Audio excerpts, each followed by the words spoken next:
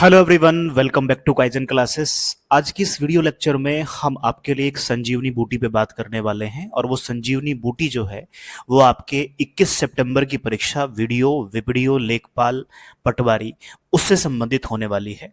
हम बात करने वाले हैं कि जो हमारे पास में 21 सितंबर के एग्जाम के लिए यानी वीडियो, सामान्य रूप से आप उसे वीडियो एग्जाम के रूप में जानते हैं, उस वीडियो एग्जाम के लिए हमारे पास जो बचे हुए 45 दिन हैं, इन 45 दिनों में हमें कौन सी रणनीति के ऊपर काम करना चाहिए ताकि हम अपनी सफलता के नजदीक पहुंचे और अंत में सफलता को प्राप्त करें।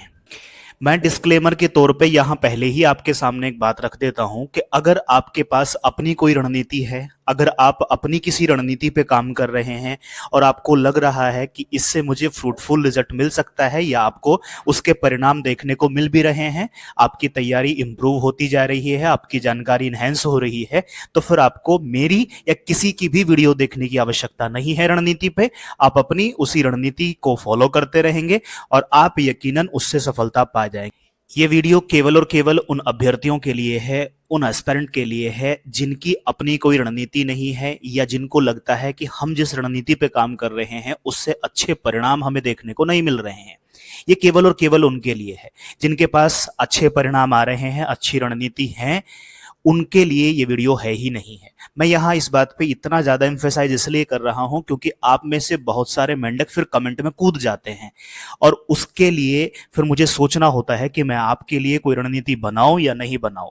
यहाँ मैं पहले ही मान के चल रहा हूँ कि मेरे रणनीति बनाने या नहीं बनाने से किसी की सफलता रुकने या शुरू होने वाली नहीं है। हाँ, मेरे इस प्रयास से अगर किसी को थोड़ा भी लाभ होता है तो मेरा उद्देश्य या मेरी मेहनत पूरी हो जाती है। तो चलिए एक एक करके बात करेंगे। वीडियो थोड़ा लंबा होगा, थोड़ा सा धैर्य रखेंगे और आप अंत तक वीडियो को देखेंगे, तभी आपको इससे एक रिजल्ट मिलने वाला है, इससे तभी आपको लाभ मिलने वाला है। आज जब हम ये वीडियो बना रहे हैं, आज 6 अगस्त का समय है, आज है 6 अगस्त और हम मान लेते हैं कि हमारे पास में 20 सितंबर तक का समय है। 20 सितंबर तक के समय को हमें यूज करना है, तो लगभग इसमें आपके पास में 45 डेज, जैसा कि हमने ऊपर बताया आपको, ये बचे हुए हैं। एक एक चीजें समझते चलना, थोड़ा सा ध्यान रखना। 2x पे चलाने की जरूरत नहीं है और स्किप करने की जरूरत नहीं है क्योंकि आपके भविष्य का सवाल हो सकता है। अब देखो, ये जो रणनीति है, समझना होगा, ये जो रणनीति है ये रिवीजन की रणनीति है। किसकी रणनीति है? ये हमारी रिवीजन की रणनीति है। ये स्ट्रेटजी जो है हमारी रिवीजन से संबंधित होने वाली है। यानी अगर आप ऐसा चाह रहे हैं कि हम 1.5 महीने में काम की शुरुआत करें, अभी से हम पहले से ही किताबों को उठाना शुरू करें और अब हम 1.5 महीने में, अगले 1.5 महीने में हम पढ़ भी लेंगे, रिवीजन भी कर लेंगे, टेस्ट पेपर भी लगा लेंगे, तो ये आपके लिए रणनीति काम नहीं करने वाली है। मैं स्पष्ट शब्दों में कहता हूं, उसके लिए आपको किसी गुरुजन का साथ लेना पड़ेगा। मेरे लिए यहाँ पर यह है, जो बच्चे चाहते हैं कि देखो हम पढ़ तो लिए हैं, अब हमें समझ में नहीं आता कि हम 1 से 2 नंबर से कैसे रुक जाते हैं, हमें ये नहीं समझ में आता कि हमारे लिए कौन सा टॉपिक महत्वपूर्ण हो सकता है, हमें ये समझ में नहीं आता है कि हम इन 1.5 महीने में ऐसा क्या काम कर लें कि जिससे हमारे नंबर अच्छे आ जाएं। ये उनके लिए रणनीति है। ब्रशअप करने की रणनीति मैं आपको बता रहा हूं। अब उस ब्रशअप करने में क्या क्या चीजें होंगी, देखिए, अभी हम ज्यादा आगे नहीं बढ़े हैं वीडियो में, आपका समय कीमती है, मैं समझता हूं, तो उस समय को मैं आपको बचा सकता हूं। मैं आपको बताता हूं कि इस रणनीति में हम किन किन बिंदुओं पे बात करने वाले हैं। देखिए, आपको रणनीति बनानी है, आप अपने से भी बना सकते हैं। मैं आपको तरीके बताता हूं जैसे मैंने इसको बनाया है। आप पिछले 7 से 8 सालों पे चले जाइए, जितने भी SSC ने पेपर कराए हैं उनका गहन अध्ययन कीजिए और खास तौर से आप ध्यान रखेंगे 2021-22 के बाद से, जब से आयोग ने अपने सवालों को पूछने का तरीका बदला है, तब के बाद से आप सवालों को देखिए, उनके नेचर को देखिए। एक तो आपको ट्रेंड पकड़ना है कि कितनी डेप्थ से सवाल पूछा जा रहा है। दूसरा आपको काम करना है यहां पे कि हर एक सेगमेंट के सवालों को देखिए और ये देखिए कि कौन से सवाल, जो सवाल आ रहे हैं, वो कौन से टॉपिक से बारंबारता से सवाल पूछा जा रहा है। यानी यहां से आप हर एक सब्जेक्ट में टॉपिक्स को निकाल लीजिए। किसी में 10 टॉपिक निकलेंगे, किसी में 12 टॉपिक निकलेंगे। किसी सब्जेक्ट का कोई टॉपिक ऐसा हो जिससे अभी तक 1 या 2 ही सवाल पूछा गया है, तो वो टॉपिक आपको अब अगले 45 दिन में उस पर ज्यादा एम्फेसाइज करने की जरूरत नहीं है।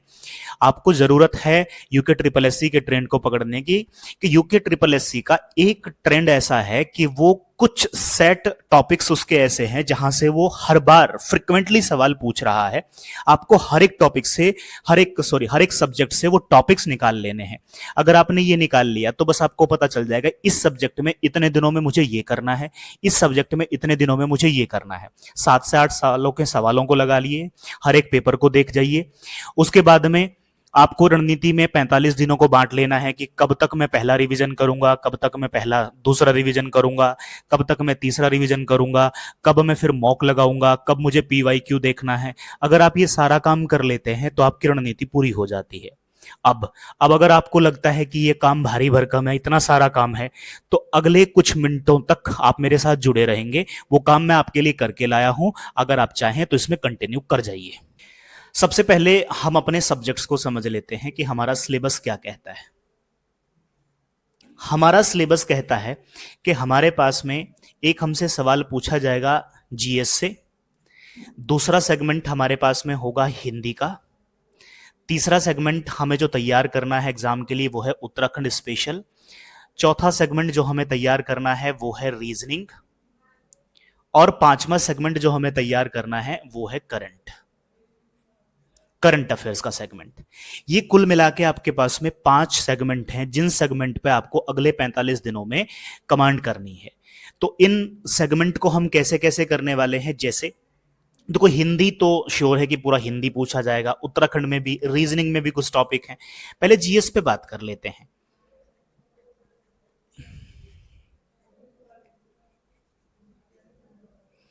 जनरल स्टडी पे, या जिसे आप सामान्य ज्ञान भी कहते हैं, सामान्य अध्ययन भी कहते हैं, हम उस पे बात कर लेते हैं। जीएस में हमारे पास में एक सब्जेक्ट है जिसका नाम है हिस्ट्री। अब हिस्ट्री की बात करें तो हिस्ट्री में भी जो आयोग कहता है, अगर मैं उसके हिसाब से देखूं, आयोग के अनुसार मुझे यहां पे 4 प्रकार की हिस्ट्री पढ़नी है। जैसे एक पढ़ना है प्राचीन, एंशियंट, प्राचीन भारत, एंशियंट इंडिया। दूसरा जो पढ़ना है वो पढ़ना है मध्यकालीन, मेडाइवल, मध्यकालीन भारत को आपको यहां पे पढ़ना है।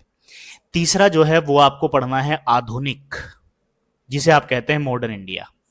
और चौथा जो आपको सेगमेंट यहां पे पढ़ना है वो है विश्व का इतिहास। आप सिलेबस चेक करें, उसमें ये स्पष्ट रूप से दिया गया है कि विश्व के इतिहास से भी सवाल पूछा जाएगा, यानी वर्ल्ड हिस्ट्री। ये 4 हिस्ट्री हैं, हिस्ट्री के सेगमेंट में ये 4 हिस्ट्री हैं जो हमें मेनली यहां पे पढ़नी है। चलो अब ऐसे ही हम ज्योग्राफी को बांट लेते हैं, एक एक करके समझते चलेंगे। आप अच्छा रहेगा कि आप इसको अपने पास में सेम टू सेम यहां पे नोट डाउन करते चलें ताकि आपको समस्या ना हो। हिस्ट्री के बाद में दूसरा हमारा सब्जेक्ट है जियोग्राफी। ज्योग्राफी की बात करें तो ज्योग्राफी में हमें 2 प्रकार की ज्योग्राफी को पढ़ना रहेगा, जिसमें एक ज्योग्राफी है जिसे आप कहते हैं विश्व का भूगोल, यानी वर्ल्ड ज्योग्राफी, विश्व का भूगोल। इससे भी ठीक ठाक सवाल आपको यहां देखने को मिलेंगे। और एक है जो मेन है यहां पे, वो है भारत का भूगोल। विश्व का भूगोल, भारत का भूगोल, वर्ल्ड ज्योग्राफी और इंडियन ज्योग्राफी, ये दोनों की दोनों ज्योग्राफी आपको यहां पे पढ़नी रहेंगी। पॉलिटी की बात कर लेते हैं। पॉलिटी यानी राज व्यवस्था जिसे आप कहते हैं। इस पॉलिटी में भी आपके लिए वीडियो में 2 हैं। अब आप कहेंगे कैसे? एक सेगमेंट है जिसमें आप संविधान के बारे में अध्ययन करते हैं, संविधान के प्रावधानों को, प्रोविजंस को पढ़ते हैं, कॉन्स्टिट्यूशंस के अमेंडमेंट्स को पढ़ते हैं, वो सारी बातें जो कॉन्स्टिट्यूशन में दी गई हैं, भाग 1 से लेकर के और लास्ट में अंत तक आप पूरा पढ़ते जाते हैं, हर एक आर्टिकल आप पढ़ते जाते हैं। इसके साथ में अगर आपने सिलेबस देखा हो, अगर नहीं देखा है तो आप सुन लीजिए, देखा है तो आप समझ गए होंगे। यहां पे आपसे विचारधाराएं यानी थॉट्स भी पूछे जाएंगे, विचारधाराएं भी सवाल में पूछी जाएंगी आपसे, जैसे गांधीवाद, समाजवाद, पूंजीवाद, इस तरीके साम्यवाद, ये सवाल भी आपसे आएंगे। तो वाद शब्द आप समझते हैं कि जिसके भी बाद में वाद शब्द लगता है तो वाद का मतलब हो जाता है विचारधारा, तो विचारधाराओं से संबंधित भी सवाल आपसे बनाएगा। तो इसीलिए जैसे गांधीवाद है, तो अब गांधीवाद को हमें समझना पड़ेगा कि गांधीनियन थॉट्स कौन कौन से हैं, गांधी उद्योग की व्यवस्था को कैसे देखते हैं, अर्थव्यवस्था को किस स्वरूप में गांधी समझते हैं, गांधी राज्य के लिए कैसा सोचते हैं कि क्या राज्य होना चाहिए कि नहीं होना चाहिए, समाजवाद क्या राज्य के अस्तित्व को स्वीकार करता है या उसके अस्तित्व को नकारता है। अब फिर आप बाद में कहेंगे कि सवाल आयोग ने कठिन बनाया है। आप अगर उसके सिलेबस को देखें, अभी हाल फिलहाल में एक परीक्षा हुई, आप सभी ने वो परीक्षा देखी होगी, उसके पेपर को देखा होगा, अगर नहीं देखा है तो देखना चाहिए। हम बात कर रहे हैं उत्तराखंड पुलिस की। उत्तराखंड पुलिस की जो लिखित परीक्षा हुई उसमें सवालों का स्तर यकीनन टफ साइड रखा गया था, बट आप सोच के देखिए कि उसके सिलेबस को और वीडियो के सिलेबस को अगर आप मैच कराएंगे तो वीडियो का सिलेबस उससे लगभग 1.5 गुना बड़ा है। और फिर अगर आप बाद में ये कहते हुए पाए जाते हैं किसी के कमेंट सेक्शन में या कहीं में कि आयोग ने ये किया, आयोग ने वो किया, तो फिर आप हकदार नहीं है उस बात कहने के, क्योंकि आपने सिलेबस ही नहीं चेक किया है। इसीलिए इस गंभीरता को देखते हुए हम ये वीडियो बना रहे हैं कि भाई आपको सचेत हो जाना चाहिए, सिलेबस बड़ा है और आपको मेहनत ज्यादा करनी है। देखिए, सोचने को तो मैं भी सोच सकता हूं, आपके लिए मेरी भी इच्छा यही है कि आपके लिए पेपर आसान बनाया जाए, पर आपको तैयार हमेशा कठिन से कठिन के लिए रहना पड़ेगा। और आपको एक बात यहां पे ये भी समझनी होगी एक अभ्यर्थी के तौर पे, देखिए भीड़ का हिस्सा बनना चाहते हैं तो भीड़ में नारे लगते हैं, आप भी नारा लगाइए, झंडा उठाइए, सब चीजें ठीक है। पर अगर आप व्यक्तिगत तौर पे अपना सिलेक्शन चाहते हैं तो आपको समझना होगा कि मेरी रणनीति मेरे लिए काम करेगी, मुझे देखना होगा। आपको समझना होगा कि देखो, जिस साल पेपर आसान बनेगा उस साल आपके सिलेक्शन के चांसेस घट जाएंगे। मैं ये नहीं कहता उस साल आपका सिलेक्शन नहीं होगा, सिलेक्शन होना नहीं होना ये तो बहुत सारे फैक्टर्स पे काम करता है। इसमें केवल एक या दो फैक्टर उसको डिसाइड नहीं करते हैं कि आपका सिलेक्शन हो जाएगा। बहुत सारे बच्चे बहुत कुछ जानते हैं, सिलेक्शन नहीं हो पाता है।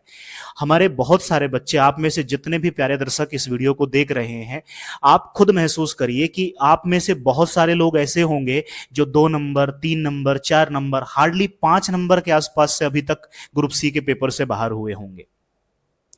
तो हमें ये देखना है कि जिस दिन, जिस वर्ष या जिस भी समय पेपर आसान रहा, उस वर्ष पेपर में कट ऑफ बड़ा हाई चला जाता है, और जिस वर्ष पेपर कंपैरेटिवली टफ रहता है उस वर्ष अगर आपने ठीक से मेहनत करी है, अगर आपने फेसबुक, यूट्यूब, यूनिवर्सिटी से ज्ञान प्राप्त नहीं किया है, ये भी मैं इस पे दे रहा हूं ज्ञान, ये भी यूनिवर्सिटी का ही ज्ञान है, आपको ये भी ज्ञान इसी से मिल रहा है। इसलिए मैं कहता हूं रणनीति तो आप ही की काम करेगी, मेरी रणनीति में भी आप मॉडिफाई करिएगा, जरूर करिएगा, क्योंकि आपके भविष्य का सवाल है। मैं तो इसको 15 मिनट में, 20 मिनट में, 1 घंटे में वीडियो बना के मैं तो यहां से एक वो हो जाऊंगा कि भाई मैंने तो कर लिया अपना काम, पर आपके लिए तो 1 घंटा नहीं ना, आपके तो जीवन का सवाल हो सकता है। हो सकता है कि सितंबर के बाद से आपकी दशा दिशा बदल जाए और कुछ समय बाद सैलरी में जो है आपके अकाउंट में क्रेडिट होने लग जाए, तो चीजें बदल सकती हैं। तो हमें देखना रहेगा कि जिस वर्ष पेपर टफ आया, अगर आपने ढंग से तैयारी करी है तो आप उस साल सेलेक्ट हो जाएंगे आराम से। कारण क्या है कि जिस साल आसान पेपर आता है, और आसान पेपर में क्या होता है कि जिसकी हल्की फुल्की तैयारी है, जो न्यू कमर्स है, वो सब भी टिक कर जा रहे हैं। देश की राजधानी कहाँ है, या उत्तराखंड की दूसरी राजधानी कहाँ पे बनाई गई, संस्कृत को कब दूसरी भाषा के रूप में अपनाया गया, सामान्य रूप में हर किसी ने पढ़ा रहेगा। तो इसमें क्या होगा, अच्छा एक बात आप महसूस करिए कि बहुत सारे बच्चे जो 4, 10, 5 नंबर से रुक जाते हैं, वो ना सिली मिस्टेक से बहुत ज्यादा बाहर होते हैं, बहुत सिली मिस्टेक करते हैं, जिसे बताते हुए भी बाद में अफसोस होता है कि यार हमने ना उस सवाल का उत्तर गलत कर दिया, हमने ना गोले गलत भर दिए, हमने ना हड़बड़ी में अपना रोल नंबर ही गलत कर दिया, डेट ऑफ बर्थ गलत कर दी, कुछ भी इस तरीके की सिली मिस्टेक्स। तो देखो, जो नया बच्चा है हो सकता है वो सिली मिस्टेक ना करे, वो ब्लंडर कर दे, पर सिली नहीं करेगा। बट आप सिली करके बैठे, इसलिए वो आपको कट कर देगा। हो ना हो उसका भी फाइनल ना हो, पर आपसे ज्यादा मेरिट बना देगा वो, तो उस साल कट ऑफ ऊपर चली जाएगी। इसलिए टफ पेपर में केवल वही लोग फाइट करते हैं जिन लोगों ने कायदे की तैयारी करी है। और अगर आप एक सीरियस अभ्यर्थी हैं तो फिर आपके लिए इस बात का कोई मीनिंग ही नहीं होना चाहिए कि पेपर टफ आया था कि पेपर आसान आया था। ये यूनिवर्सिटी का पेपर थोड़ा ही है सबके 60% नंबर आ जाएंगे तो सब पास हो जाएंगे। पेपर अगर आसान आ जाएगा तो तभी कहां गारंटी है कि सब पास हो जाएंगे। पेपर टफ आया तभी कहां गारंटी है कि कोई सेलेक्ट नहीं होगा, कोई तो हो ही जाएगा, कट ऑफ उसी हिसाब से डाउन कर जाएगा। तो समझना होगा, पॉलिटी को हमने समझा कि पॉलिटी में हमें कॉन्स्टिट्यूशन को समझना है और साथ में समझना है विचारधाराओं को। चलिए अब आगे बढ़ते हैं, बहुत सारा ज्ञान हो गया आपके पास में, फिर संभला नहीं संभलता। चलो अब एक हमारे पास में यहां पे एक विषय है जिसको हम कहते हैं इकोनॉमी। तो आपको ध्यान रखना है बच्चों, यहां पे हमें अर्थशास्त्र नहीं पढ़ना है है ना। कुछ लोग किताब खरीद के बैठ जाते हैं अर्थशास्त्र की, तो अर्थशास्त्र नहीं कहता ये। आयोग ने कहा है मैं आपसे पूछूंगा अर्थव्यवस्था, तो हमसे पूछा जाता है इकोनॉमी ना कि इकोनॉमिक्स, तो अर्थशास्त्र नहीं, और उसमें भी भारतीय अर्थव्यवस्था पे फोकस करेगा, बाहर की अर्थव्यवस्था से सवाल नहीं पूछ रहा है। और एक सेगमेंट हम इसी में शामिल कर लेते हैं कंप्यूटर का। एक कंप्यूटर से संबंधित बेसिक जानकारियों पे बेस्ड आपसे सवाल आएगा। ये तो हमने एक मोटा मोटा सा ओवरव्यू ले लिया जीएस का, आप इसे मेरे साथ साथ नोट डाउन कर रहे हैं, मैं ऐसी आशा करता हूं, क्योंकि ये काम की चीज है। ठीक है, अब इसके बाद में चलिए आगे बढ़ते हैं। अब एक एक करके इनको तोड़ना शुरू करते हैं और चीजें तो वहीं से निकल के आएगी। चलिए, सबसे पहले हम आपका सबसे पसंदीदा टॉपिक रखेंगे और वो है उत्तराखंड स्पेशल।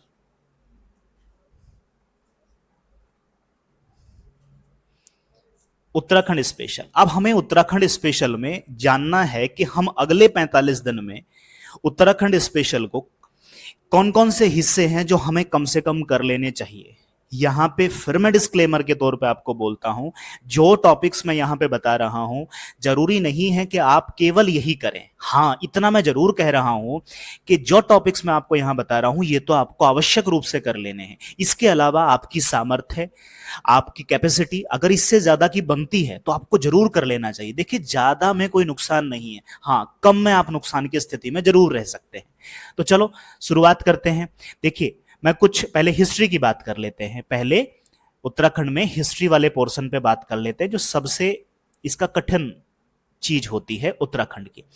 तो देखो, वंश, कुछ आपने वंश पढ़े होंगे, तो देखो चंद वंश, चंद वंश को आपको कर लेना है, और चंद वंश में भी खासतौर से कर। ठीक है, मैं बोल रहा हूं इसलिए आप अपने हिसाब से मैनेज करते जाना। चंदवंश पढ़ना है और उसके कर जो यानी उसके जो टैक्सेस हैं उनको तो बिल्कुल आपको छोड़ना ही नहीं है, क्योंकि उससे सवाल आता है। ऐसे ही आप बात करेंगे पंवार वंश की, पंवार वंश को कर जाना है आपको। एक वंश आपका आता है गोरखा, गोरखाओं के भी बहुत कर पूछे हैं। मैं पूरा ट्रेंड जो 7-8 साल की मेहनत मैंने आपको बताई थी कि अगर आप पेपर को देखते हैं, आप देखिए, आपको वहां से सवाल देखने को मिलेगा। गोरखाओं के कर बहुत पूछे गए हैं। ऐसे ही जो ब्रिटिश शासन प्रणाली यहां पे रही, तो ब्रिटिशर्स के बारे में यहां पे पूछा जा सकता है, हिस्ट्री यहां से सवाल बनता है। एक वंश आपको कर लेना है जिसको कहते हैं आप कत्यूरी वंश, कत्यूरी वंश से। अच्छा, कत्यूरी वंश के बारे में ना प्रशासनिक व्यवस्था पे सवाल आता है, ये आपको पहचानना था वहां से कि देखो वंश तो है इसमें, तो फिर आपकी इसकी राजनीतिक व्यवस्था भी देखिए, प्रशासनिक भी देखिए, आर्थिक भी देखिए, कुछ ना कुछ तो सांस्कृतिक भी किया होगा, इसके दूसरे देशों के साथ में, दूसरे राज्यों के साथ में क्या संबंध है। आपको इसके बारे में सबसे ज्यादा जो एम्फेसाइज करना है जिस चीज पर, वो है इसकी प्रशासनिक व्यवस्था। तो यहां से ऐसी ऐसी चीजें आपको निकालनी रहेंगी। तो कत्यूरी आप करेंगे और उसमें आप प्रशासनिक व्यवस्था को देख रहे होंगे। इसके बाद में आप करना बच्चों टिहरी रियासत, टिहरी रियासत को। टिहरी रियासत में 6 राजा हैं और 6 के 6 राजा अपने आप में महत्वपूर्ण हैं। 6 के 6 राजा महत्वपूर्ण है, 6 के 6 राजा आपको वहां पे करने रहेंगे। इसके बाद में एक आपको टॉपिक करना है इसी हिस्ट्री में, और वो है पृथक राज्य आंदोलन। पृथक राज्य आंदोलन, इससे भी सवाल बनता है।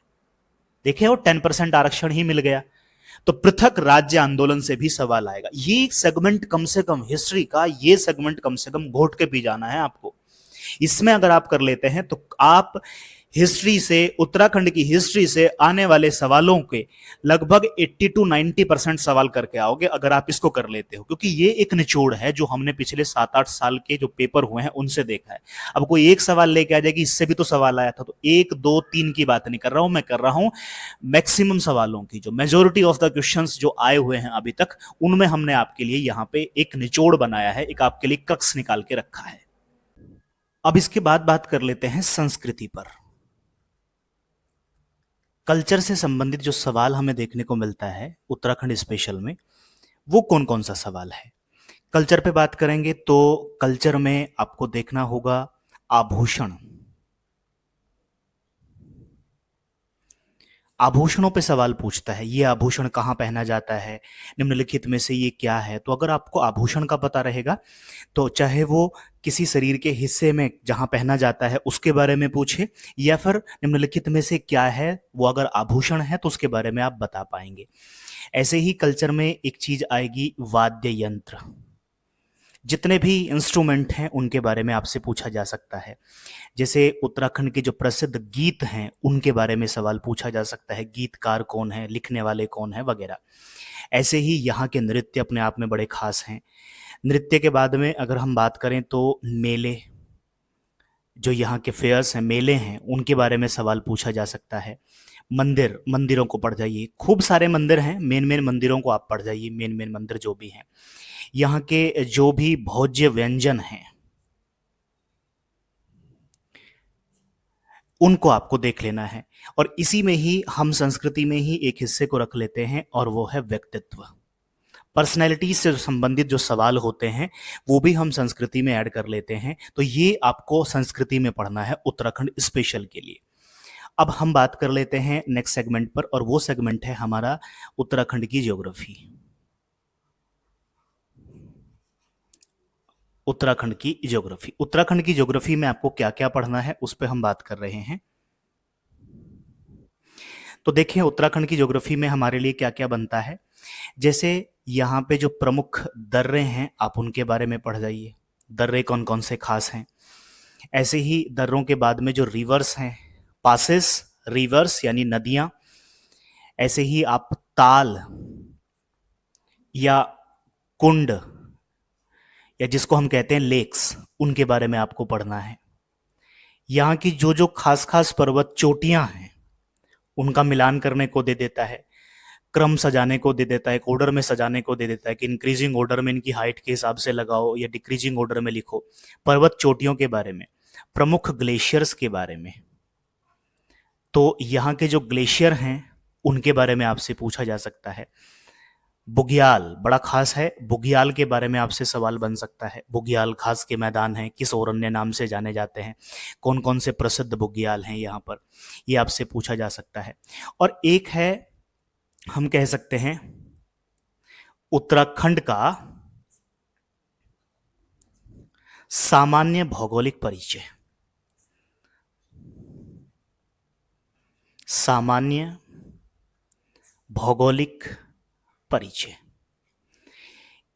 एक ज्योग्राफिकल उसका इंट्रोडक्शन कि उत्तराखंड की सीमा किससे लगती है, उत्तराखंड के कौन कौन से डिस्ट्रिक्ट जो हैं वो बाउंड्री बनाते हैं, किसके साथ में बनाते हैं, इंटरनेशनल बाउंड्री कहाँ लगती है, कौन सा है जो किसी बाहर किसी के साथ में सीमा नहीं बनाता है, यूपी के कितने डिस्ट्रिक्ट्स के साथ में सीमा लगती है और कितने डिस्ट्रिक्ट की लगती है, हिमाचल प्रदेश के कौन कौन से ज़िले हैं जो सीमा बनाते हैं, और उत्तराखंड के कौन कौन से ज़िले हैं जो उनसे सीमा बनाते हैं, कितने किलोमीटर की लंबाई वाली सीमा हमारी जो है नेपाल से लगती है, कितनी चीन से लगती है।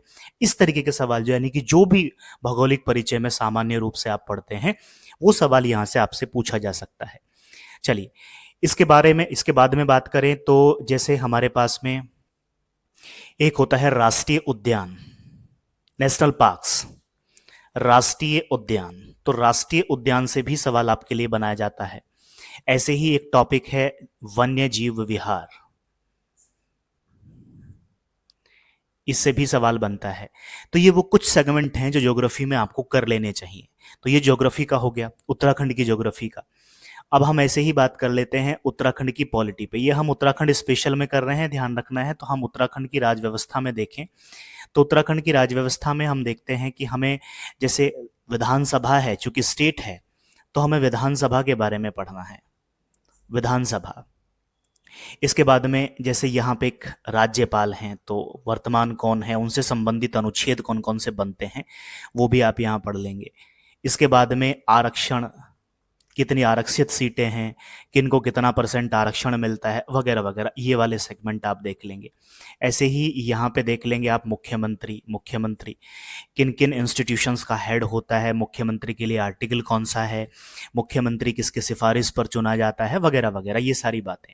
ऐसे ही एक पद होता है यहाँ पर महाधिवक्ता का, महाधिवक्ता, एडवोकेट जनरल जिसे आप कहते हैं। तो महाधिवक्ता से संबंधित प्रावधान जो भी कॉन्स्टिट्यूशन में दिए गए हैं उनको यहाँ उत्तराखंड के संदर्भ में आपको देख लेना है। यहाँ का न्यायालय, तो हाई कोर्ट से संबंधित अनुच्छेद क्या है, हाई कोर्ट की शक्तियां क्या हैं, हाई कोर्ट रिट जारी करता है, क्या वो सुप्रीम कोर्ट से ज़्यादा जारी करता है, और ऐसे ही हाई कोर्ट में यहाँ पे चीफ जस्टिस का क्रम देख लेंगे। तो इस तरीके से आपसे न्यायालय से संबंधित सवाल भी पूछा जाएगा।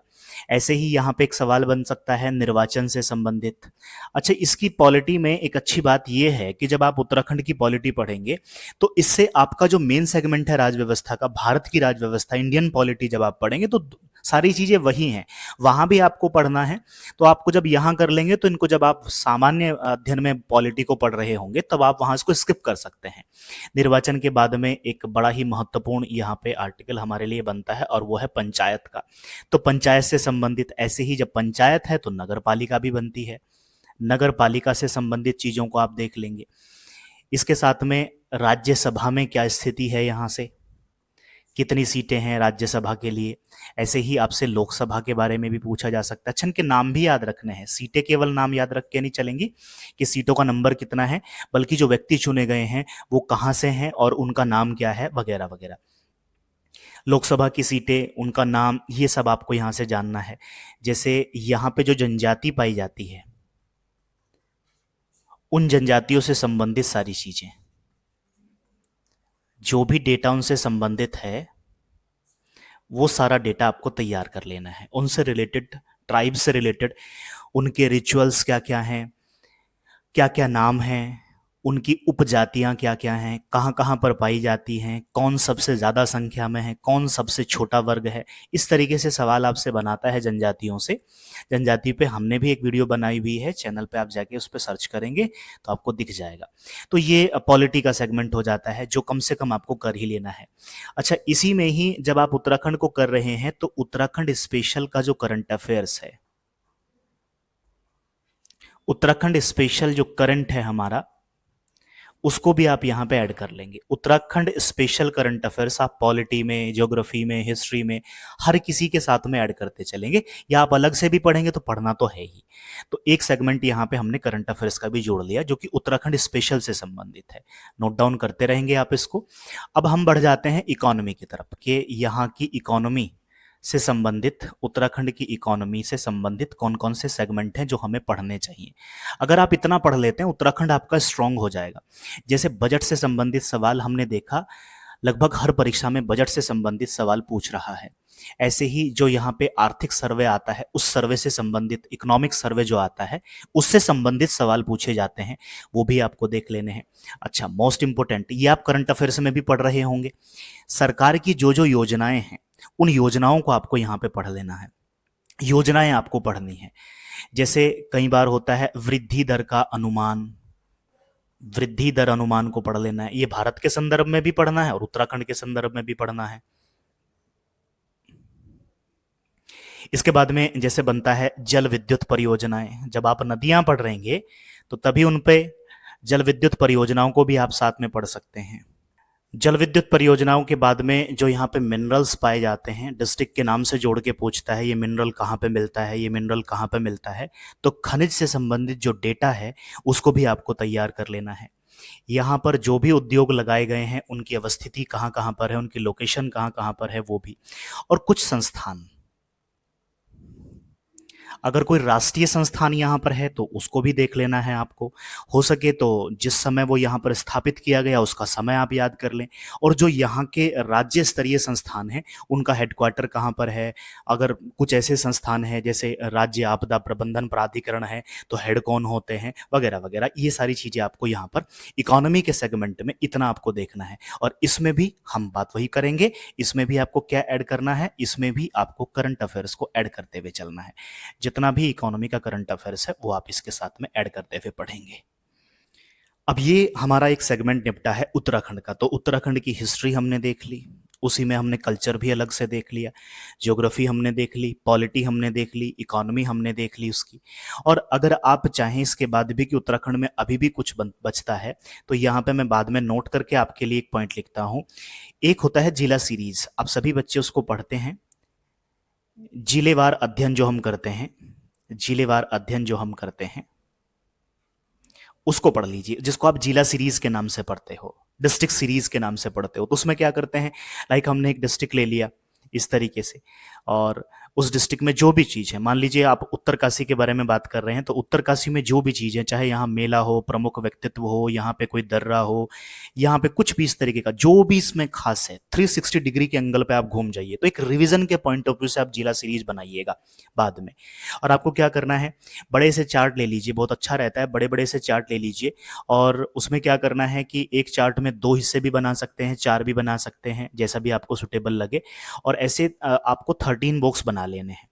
कोई बॉक्स बड़ा भी बन सकता है, कोई बॉक्स छोटा भी बनेगा। और 13 के 13 जिलों को अलग अलग बॉक्सेस में लगा दीजिए। और जहां आप पढ़ते हैं घर पे अपने, लाइब्रेरी में तो नहीं लगा सकते आप, तो वहां पे आप उसको सेट कर लीजिए। छोटी छोटी सी चीजें इसमें सारी लिख जाइए, ताकि आप आते जाते बैठते उठते उसको देखते रहें। वो जिलेवार हो जाएगा आपका, बिल्कुल एकदम जो मोस्ट इंपोर्टेंट है। इस तरीके से चीजें आप करेंगे तो ये आपका उत्तराखंड तैयार हो जाएगा। अब एक सेगमेंट समझा, अब दूसरे सेगमेंट की तरफ बढ़ते हैं, और वो सेगमेंट है हमारा रीजनिंग का। 10 नंबर की रीजनिंग आपको देखने को मिलेगी। तो रीजनिंग के पॉइंट ऑफ व्यू से आपको क्या क्या चीजें जरूरी हैं जो पढ़नी है, हम बात कर रहे हैं रीजनिंग की।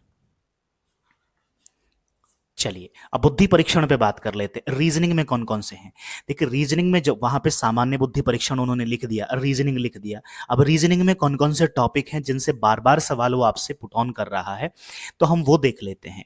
जैसे दिशा से संबंधित सवाल आपसे पूछता है कि राम अपने घर से चला, उत्तर की तरफ 4 किलोमीटर चलता है, फिर अपने दाएं घूम जाता है, फिर सीधा चलता है। इस तरीके से जो सवाल बनाता है, तो डायरेक्शन से संबंधित जो सवाल हैं वो आपको कर लेने हैं। ऐसे ही एक संख्या है, जैसे एक पूछता है एक सवाल आपसे विलुप्त संख्या के बारे में, मिसिंग नंबर के बारे में। तो बताइए, 4 नंबर देगा, 5वां मिस कर देगा, फिर 6 7 8 दे देगा, बोलेगा कि बताओ मिसिंग नंबर क्या होगा। तो विलुप्त संख्या से संबंधित सवालों को आप देख लीजिए। जैसे एक देता है जिसको हम कहते तो हैं, उसमें टॉपिक का नाम आपको मिलेगा गणितीय संक्रियाएं। गणितीय संक्रियाएं होता क्या है? चित्र बदलना, चित्र को बदलना। हर एक परीक्षा में इससे संबंधित सवाल देखने को मिलता है। ऐसे ही कूट भाषा में देता है कि स्वीट को कूट भाषा में ये लिखा गया है, तो उसको क्या लिखा जाएगा, इस तरीके से। तो कूट भाषा पे संबंधित जो सवाल आते हैं उसको आपको देख लेना है, जो कोडिफिकेशन आप करते हैं। ऐसे ही श्रेणी सीरीज से संबंधित सवाल आपसे पूछता है। श्रेणी सीरीज, एक सीरीज बनाता है और उसमें आपसे सवाल पूछता है कि बताइए इसके बाद अब क्या होगा।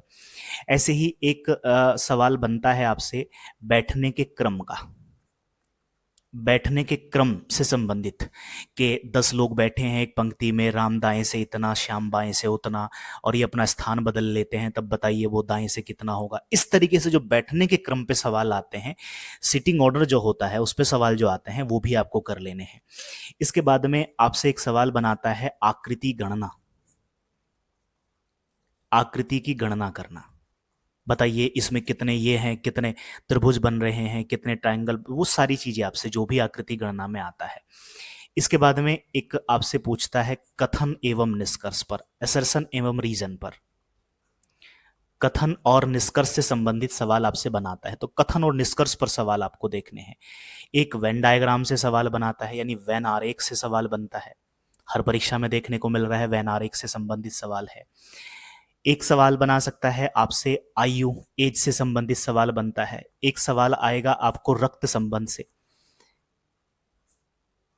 कि सीता ने एक व्यक्ति की तरफ इशारा करते हुए कहा कि ये मेरा उसका उसका वो लगता है, तो ये रक्त संबंध, ब्लड रिलेशन जो संबंध वाला सवाल आता है उस पे। प्रतिबिंब पे सवाल पूछता है आपसे, प्रतिबिंब पर इसका शेडो कैसा बनेगा, वोटर इमेज कैसी बनेगी, और ये मिरर इमेज कैसी बनेगी, जो प्रतिबिंब से संबंधित सवाल है। ऐसे ही आपसे वर्णमाला से संबंधित सवाल पूछता है, जो अल्फाबेट्स है उसमें सवाल पूछता है आपसे। एक सवाल आपसे बनाता है कैलेंडर से, कैलेंडर को आप देख जाइए, बहुत छोटे छोटे से टॉपिक हैं। एक हो सकता है पेपर कटिंग से संबंधित सवाल आपके लिए देखने को मिल जाए, पेपर कटिंग, कि इस पेपर को ऐसे काटा जाता है तो बताइए फिर ये कैसा रूप लेगा, इस तरीके से। तो पेपर कटिंग से संबंधित सवाल आपको देखने होंगे। अगर रीजनिंग में आप इन टॉपिक्स को कर लेते हैं तो रीजनिंग में आप एक अच्छा खासा स्कोर करने के योग्य हो जाते हैं। तो कम से कम, मैंने पहले भी कहा, कम से कम जो बताया जा रहा है कम से कम उसको तो आप करके ही जाएंगे। इसके अलावा अगर आप और कुछ करना चाहते हैं तो वो बहुत अच्छा होगा आपके लिए, पर इसको आपको नहीं छोड़ना है। चलिए अब इसके बाद में हम आगे बढ़ते हैं और अगला सेगमेंट पे बढ़ जाते हैं। अब हमने उत्तराखंड स्पेशल देख लिया, हमने रीजनिंग को देख लिया और अब हम बात कर लेते हैं हिंदी के ऊपर। हिंदी में हमारा कौन कौन सा सेगमेंट होता है जिसको हमें कवर करना रहेगा। तो देखेंगे हिंदी में कौन कौन से टॉपिक हैं जो हमें कवर कर लेने हैं। एक है वर्णमाला, पूरा वर्णमाला को आपको देख लेना है, वर्णमाला। एक सेगमेंट आता है संधि का, संधि से सवाल आपसे पूछता है। एक सवाल आपको देखने को मिलता है तत्सम से, तत्सम से सवाल देखने को मिलता है। ऐसे ही तत्सम है तो तद्भव भी होगा, तत्सम तद्भव से सवाल देखने को मिलता है।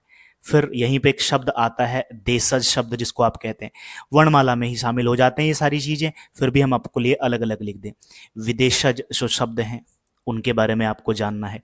रूढ़ शब्द किसको कहते हैं उनको देख लेना है। योग रूढ़ किसको कहते हैं ये शब्द को आपको देखना है। ऐसे ही यौगिक शब्द के बारे में आपको जान लेना है कि यौगिक शब्द किसको कहते हैं। ऐसे ही संकर शब्दों के बारे में आपसे पूछा जाता है, शब्द शब्द ज्ञान है सारा का सारा। इसके बाद में आप देखें तो एक सेगमेंट आपसे पूछा जाता है समास, समास से संबंधित सवाल आएगा।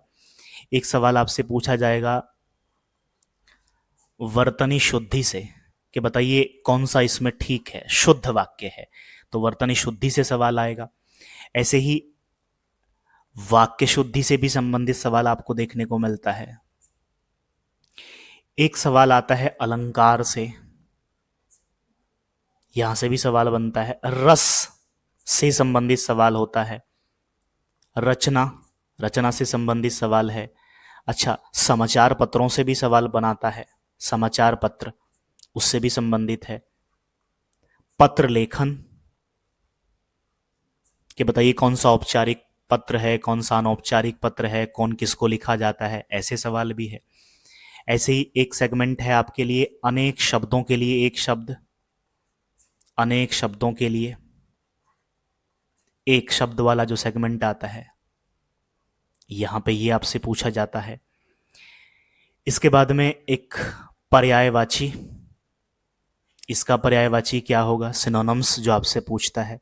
जब पर्यायवाची है तो विलोम भी है, विलोम शब्द से आपसे सवाल बनाता है। ये सारी चीजें देख लेंगे। ऐसे ही एक सवाल बनता है विशेषण एवं विशेष्य से। ऐसा नहीं है कि केवल हिंदी में इतना ही है, हिंदी में तो और भी बहुत कुछ है, बट आपको जो करना है वो उसके बारे में हम बात कर रहे हैं। और जब आप पढ़ने लगते हैं, अब देखो इधर की तरफ हमने जितनी भी चीजें लिखी हैं इस वाले उसमें आप देख रहे हैं, ये सारी चीजें आपको वर्णमाला में कवर हो जाएंगी। आपकी संधि को अलग करके आप इसको देख लेंगे तो आराम से ये सारी चीजें कवर हो जाएंगी। बहुत बड़े बड़े टॉपिक नहीं है अगर आप इनको देखेंगे। अच्छा, इतना हो गया है तो इसके बाद में आपको कारक, कारक पे देख लेना है। जैसे मुहावरे, मुहावरे अगर हैं तो लोकोक्ति भी हैं,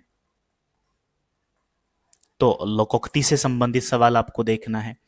अच्छा, कहावतों पे सवाल पूछता है, कहावतें, तो कहावतें भी देख लेनी है। उपसर्ग और प्रत्यय, मैंने कहा ना ये रिवीजन की रणनीति है, तो आपने पढ़ी तो सारी चीजें हैं, अब रिवाइज में किसको रखना है। अच्छा, आजकल जो निर्धारित कर रहा है हिंदी में वो है गढ़वाली और कुमावनी, गढ़वाली और कुमावनी ये भी आपको देख लेना है। ठीक है, गढ़वाली है, कुमावनी है, जैसे जौनसारी है, इनसे संबंधित शब्द जो शब्द पूछे जाते हैं, गढ़वाली, कुमावनी, जौनसारी, इसमें जो शब्द पूछे जाते हैं। और इसके साथ में अब हम बात करेंगे उत्तराखंड की बोलियां। 4 सवाल देखने को मिलते हैं इन 2 सेगमेंट से, 2 लाइनों में जो हमने यहाँ पे लिखा है, एक ये और एक ये, 4 से 5 सवाल आ रहे हैं इनसे। गढ़वाली, कुमावनी, जौनसारी के शब्द पूछे जा रहे हैं आपसे, उत्तराखंड की बोलियां पूछी जा रही हैं आपसे। तो ये अगर आप हिंदी में कर लेते हैं, इतना सेगमेंट हमारा हो जाता है हिंदी का। अगर हिंदी में आप इतना कर लेते हैं तो 20 में से मैक्सिमम मार्क्स आप गेन कर सकते हैं, क्योंकि रिवीजन की रणनीति है तो इसमें से लगभग 90-95% चीजें आपने पढ़ी होंगी। अब उनको आपको कंसोलिडेट कर लेना है, उनको कंठस्थ कर लेना है, और जो आपका बचा हुआ है जो हमने इसमें लिखा है उसको आप अपना पढ़ करके फटाफट रिवाइज कर जाइए, क्योंकि आपका पढ़ा हुआ है तो ज्यादा समय उसमें लगेगा नहीं और समय है भी नहीं आपके पास। अब इसके बाद में अगर हम बात करें तो हमने कौन कौन सी चीजें देख ली, हमने रीजनिंग को समझ लिया, हमने हिंदी को समझ लिया, हमने उत्तराखंड को समझ लिया, हमने करंट को समझ लिया कि हमें करंट कैसे करना है उत्तराखंड का। और अब हमारा बचता है सेगमेंट जीएस का।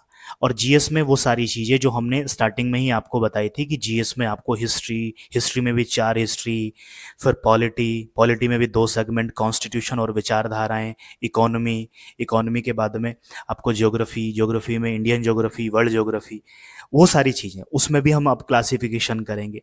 पर वो क्लासिफिकेशन करेंगे हम अगली वीडियो में। अगर आपको आवश्यकता लगती है कि ये वीडियो आपके लिए हेल्पफुल है, आपको इससे लाभ हो रहा है, तो हमें कमेंट सेक्शन में आप ज़रूर बताएंगे। और अगर आपका और कोई सुझाव हो, आपको और कुछ जानना हो इससे रिलेटेड, रणनीति से संबंधित, जिस वीडियो को आप देखें उसी की बात करें, तो रणनीति से संबंधित अगर आपको कुछ और देखना हो, इसमें आपका कोई सुझाव हो या आपकी कोई क्वेरी हो, तो आप हमें कमेंट सेक्शन में बताइए। वीडियो लंबी ना हो, आपका समय वैसे भी बहुत बहुमूल्य है, ज़्यादा समय नहीं लेंगे। अगर आपकी ज़रूरत लगेगी तो हम जीएस पे ऐसे ही एक एक चीज़ों को तोड़ करके, कि अगर आपको वर्ल्ड हिस्ट्री पढ़नी है, जैसे वर्ल्ड हिस्ट्री का पाला आपसे जल्दी से नहीं पड़ता है, तो वर्ल्ड हिस्ट्री में आपको कौन कौन सी चीज़ें हैं जिन पर आपको फोकस करना है, एंशंट में कौन कौन से टॉपिक है, मेडिवल में कौन कौन से टॉपिक हैं, मॉडर्न में कहाँ से कहाँ तक की चीज़ें, आपको क्या क्या चीज़ें हैं जो खास कर लेनी चाहिए। हिस्ट्री अब हो जाएगा तो आपका ज्योग्राफी में दोनों में आप बात करने वाले हैं, इकोनॉमी में कौन सा सेगमेंट है, पॉलिटी में कौन कौन से जो चीज़ें हैं वो बड़ी महत्वपूर्ण हैं, और करंट अफेयर्स में कहाँ से कहाँ तक की चीज़ें, और कौन सी तो ऐसी हैं जो बहुत ही सॉलिड हैं, उस पर हम अगली वीडियो में बात कर लेंगे। तो चलिए, आशा करता हूँ कि आपके लिए ये वीडियो जो है वो लाभदायक होगी। तो मिलेंगे नेक्स्ट वीडियो में, तब तक के लिए आप जुड़े रहेंगे, खूब सारा पढ़ते रहेंगे और यकीन रखेंगे अपनी तैयारी पर।